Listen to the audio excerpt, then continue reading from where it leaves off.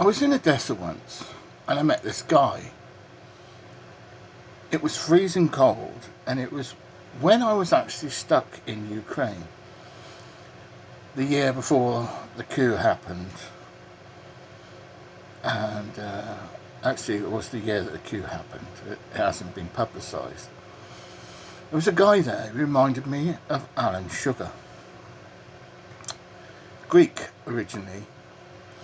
Was it Cyprus? Anyway, he said to me, I used to be the harbour master. I've retired. Oh, he says, you're needy?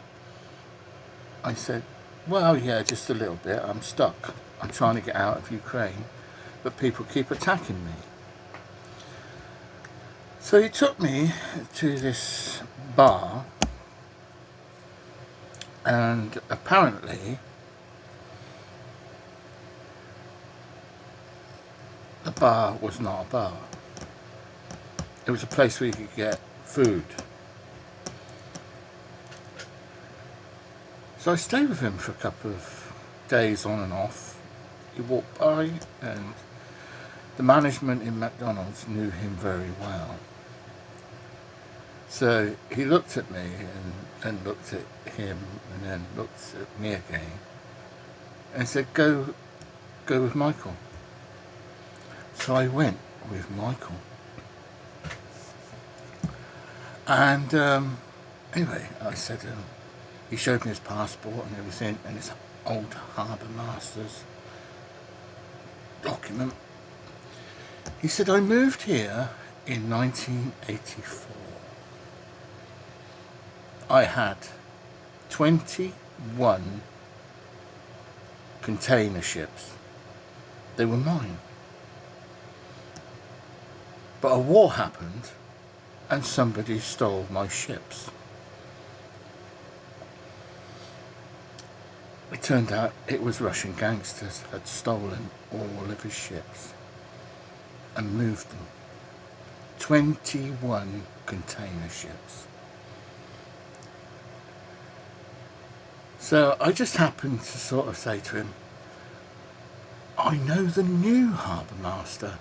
I saw him putting a car battery on his Alfa Romeo the other day. It had one flat tyre. So he hired a recovery vehicle to pump some air into his tyre. I said, do you like this Alfa Romeo? And he said, yes, I do like this Alfa Romeo. I am the harbour master. And he came out with his whole suit on, and boy, oh boy, did he have so many official things on him. He looked absolutely royal in this harbour master's suit. The guy with the recovery truck turned up and put his Alfa Romeo 164 on the back of the recovery truck to get it reinstated as roadworthy, because it was heading up to winter. So I know the old harbour master from Odessa and the new one, the present one. And he said to me, how are you doing? I said, oh, I'm trying to get out back to England. It's very difficult getting out, there's problems. Nobody seems to be helping me get out of the country. And it was difficult. I didn't have any money to get back to the embassy. The consulate is in Kiev. There is no consulate in Odessa for the United Kingdom at all. Nothing. So you have to either take a train or you have to fly to Kiev from Odessa. And I didn't have any money. So I wrote letters to literally United States, England, and eventually the United Nations managed to come through with UNCHR and give me a train ticket to Kiev, where I caught an aircraft with the consulate's money. I had to sell them my passport and then buy it back when I got to England. But when I came back, all my house and belongings were all gone. everything. I lost my home. And funny enough, over the years, ups and downs in business, I had to move 9 times after my divorce happened in 2002, I think it was. I've been self-employed ever since. In university, out of university, in charity, out of charity.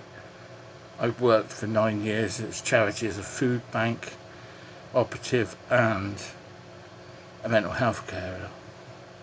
So anyway, this guy literally was being run down by gangsters in Odessa. 21 container ships is what they stole from him. Where do you think those 21 container ships went? How'd you lose 21 container ships?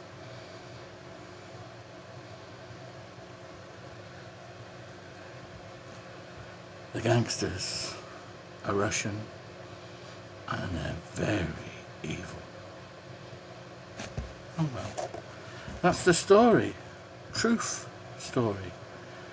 The guy in McDonald's down Derebyenskia knows the truth, and so does the visa section that obviously isn't listened to by anybody anymore. There's the no.